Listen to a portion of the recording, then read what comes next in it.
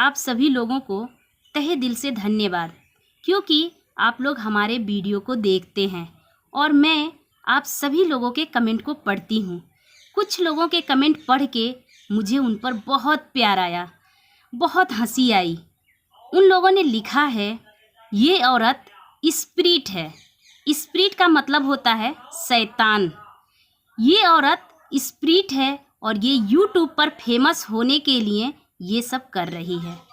यदि एक कुत्ते को चर्च में घुसा दिया जाए तो क्या वह कुत्ता प्रभु यीशु मसीह का प्रेयर करेगा या भों भों करेगा?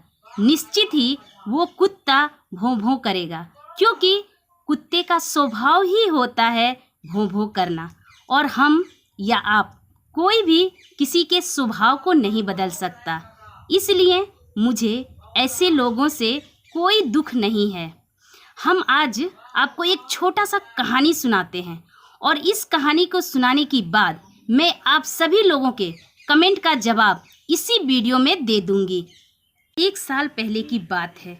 गर्मी की छुट्टियों में मैं अपने गांव गई हुई थी और उस वक्त आम का सीजन चल रहा था। मेरे गांव में एक हरखू काका रहते हैं जो आम के बगीचे की चौकीदारी करते हैं। उनके पास हमेशा 2-4 लोग रहते हैं, उनके आम की लालच से या बगीचे की ठंडी ठंडी छाँव में आराम करने के लिए। वे हमेशा उन लोगों से जो उनके पास होता है क्वेश्चन पूछते हैं और उनके क्वेश्चन का आंसर कोई भी नहीं दे पाता। एक दिन मैं उसी रास्ते से जा रही थी, तभी उन लोगों ने मुझे देखा जो उनके पास बैठे थे और उन लोगों ने हरखू काका को चढ़ा दिया। वो देखिए, सिंह जी की बेटी जा रही है, वो बहुत पढ़ी लिखी है, आपके सभी क्वेश्चन का वो जवाब दे देगी। हरखू काका ने जोर से चिल्लाया और मुझे बुलाया, सीमा इधर आ। मैं उनके पास गई। उन्होंने मुझसे कहा, मैंने सुना है तू बहुत पढ़ी लिखी है, क्या तू मेरे सवालों का जवाब दे देगी? मैंने बोला, ऐसी बात नहीं है, मैं बहुत पढ़ी लिखी नहीं हूँ, लेकिन आप क्वेश्चन पूछिए, मैं कोशिश करूँगी कि आपके सवालों का जवाब दे दूँ। उन्होंने एक लाठी उठाया और उस लाठी से जमीन पर ऐसे कुछ लिख दिया। देखिए, इस टाइप से एक दाढ़ी खींच दी और मुझसे पूछा, बता मैंने क्या लिखा है। मैंने ध्यान से देखा और मैंने बोला, ये टेढ़ी मेढ़ी लकीर आपने खींची है। उन्होंने बोला, ध्यान से देख। मैंने ध्यान से देखा। फिर मैंने बोला, ये नदी की पानी की लहर है। उन्होंने कहा, नहीं, ध्यान से देख। फिर मैंने कहा, ये सांप ऐसे ही चलता है, टेढ़ा मेढ़ा सांप होगा। उन्होंने कहा, मूर्ख कहीं की, चुप हो जा। कौन कहता है कि तू पढ़ी लिखी है, इतना भी नहीं जानती कि ये क्या है। मैं चुप हो गई और मैंने बड़ी नम्रता से बोला, काका आप ही बताइए ये क्या है। तो उन्होंने बोला, ये बर्धमुत्ता है। मैं चिकरा गई, ये बर्धमुत्ता क्या होता है? मैंने बोला, काका मुझे नहीं पता ये बर्धमुत्ता क्या होता है, मुझे बताइए ये बर्धमुत्ता क्या है। उन्होंने कहा, जब किसान बैल को लेकर हल जोतने जाता है तो रास्ते में जब बैल मूतता है उसी को हम लोग बर्धमुत्ता कहते हैं। मेरे को तो पूरा टेंशन हो गया। मैं समझ गई उस वक्त कि इनको कोई भी नहीं समझा सकता, क्योंकि इनके दिल में बैठ चुका है कि यह टेढ़ी मेढ़ी जो लकीर है यह बर्धमुत्ता है, यानी बैल की मूत है। और बैल चलते वक्त जब मूतेगा तो ऐसा टेढ़े मेढ़े ही होगा, लेकिन सांप भी जब चलेगा तो टेढ़ा मेढ़ा ही होगा। नदी की लहरें भी टेढ़ी मेढ़ी ही चलती हैं, लेकिन जब उनके दिमाग में सिर्फ बर्धमुत्ता है तो बर्धमुत्ता है। इन्हें दुनिया का कोई भी इंसान नहीं समझा सकता कि ये कुछ और भी हो सकता है। ऐसे लोगों को समझाया नहीं जा सकता। इस वीडियो को ध्यान से देखिए, इसमें यीशु प्रभु की मूर्ति है और इस वीडियो में यह दिखाया जा रहा है कि प्रभु के साथ इतिहास में क्या हुआ। क्या ये मूर्ति ईंट, पत्थर, बालू, सीमेंट, लकड़ी या कागज से नहीं बनी, जैसे कि हिंदू लोग अपने देवी देवताओं को बनाते हैं?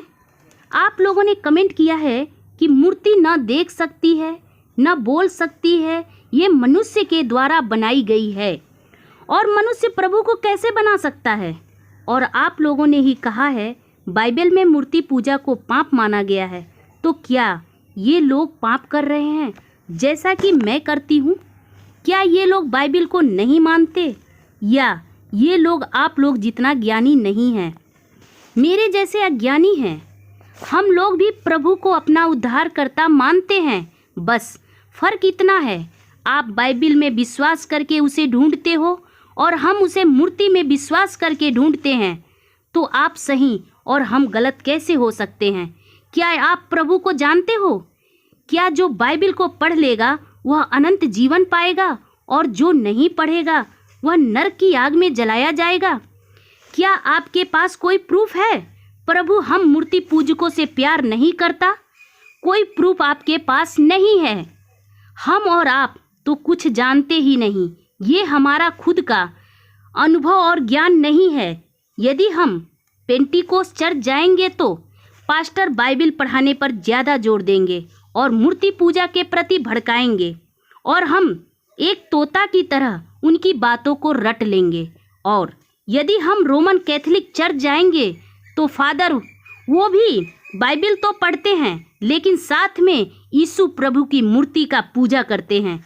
आखिर वह है तो मूर्ति ही ना, मनुष्य के द्वारा बनाई गई। क्या फादर भी आप लोगों के नज़रों में मेरी तरह स्पिरिट हैं?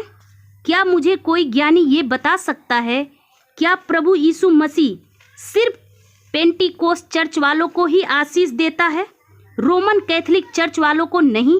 क्योंकि वे लोग यीशु प्रभु की मूर्ति और बाइबल दोनों पर भरोसा करते हैं। तो क्या जानबूझकर वे लोग अंधकार की तरफ जा रहे हैं और आप लोग तो बहुत बड़े ज्ञानी हो, रोशनी की तरफ जा रहे हो? लेकिन सच मानिए, बाइबिल पढ़ लेने से, गीता पढ़ लेने से, कुरान पढ़ लेने से कोई ज्ञानी नहीं होता और न ही उसका उद्धार हो सकता है जब तक उसके अंदर सब जीव जंतुओं के प्रति सच्चा प्रेम न आ जाए और एक दूसरे के प्रति जलन की भावना खत्म ना हो जाए। और हम जो भी जानते हैं वो हमारा ज्ञान नहीं है, हमें किसी और ने सिखाया है और हमने तो तोता की तरह उनकी बातों को रट लिया है और हम अपने आप को ज्ञानी समझने लगे हैं। हम तो पूरा ब्रह्मांड जान चुके हैं, अब हमें कुछ जानने की ज़रूरत नहीं। लेकिन ज्ञान और सत्य इतनी छोटी चीज़ नहीं है जो इतनी आसानी से हमारी समझ में आ जाए। मैं प्रभु में विश्वास करती हूँ, मैं प्रभु में बहुत विश्वास करती हूँ, लेकिन अंधविश्वास नहीं करती। आजकल हमारे व्हाट्सएप पर बहुत सारा मैसेज आता है और आप लोग के भी व्हाट्सएप पर बहुत मैसेज आता होगा। कोई कहता है बाइबिल में कोरोना वायरस के बारे में पहले ही लिखा जा चुका है। कोई कहता है रामचरितमानस में तुलसीदास जी ने कोरोना वायरस के बारे में पहले ही भविष्यवाणी कर दी है।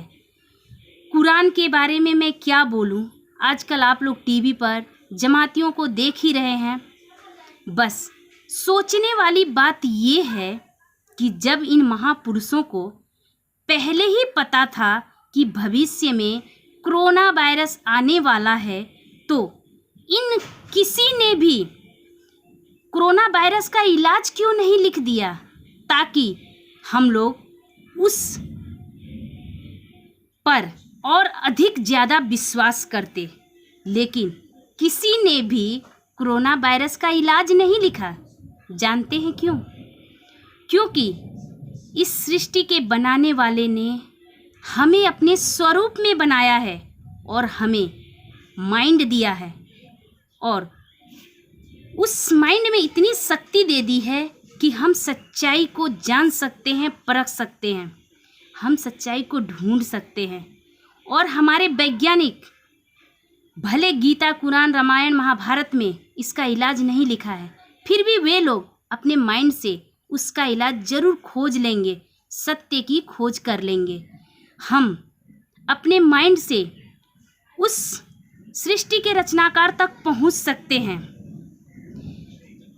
मैं थोड़ा मोड़ा प्रभु को समझने लगी हूँ और मैं अगले वीडियो में बताऊंगी कि उस सच्चे सृष्टि के रचनाकार तक पहुँचने का बहुत कठिन रास्ता है, लेकिन उनके तक पहुँचा जा सकता है। अगले वीडियो में बताऊंगी। और मैं आप लोगों से हाथ जोड़ के क्षमा चाहती हूँ। यदि मेरी बातों से किसी के दिल को दुखा है, दर्द हुआ है, तो मुझे क्षमा कर दें। मैं भी तो अज्ञानी ही हूँ, इसलिए मैं क्षमा चाहती हूँ। मैंने कुछ गलत बोल दिया है तो आप लोग मुझे एक गंवार समझ के माफ़ कर दीजिएगा। लेकिन ये भी शायद प्रभु चाहता था तभी मैं ये शब्द बोल पाई, नहीं तो मैं ये शब्द नहीं बोल पाती और ना ये वीडियो डाल पाती।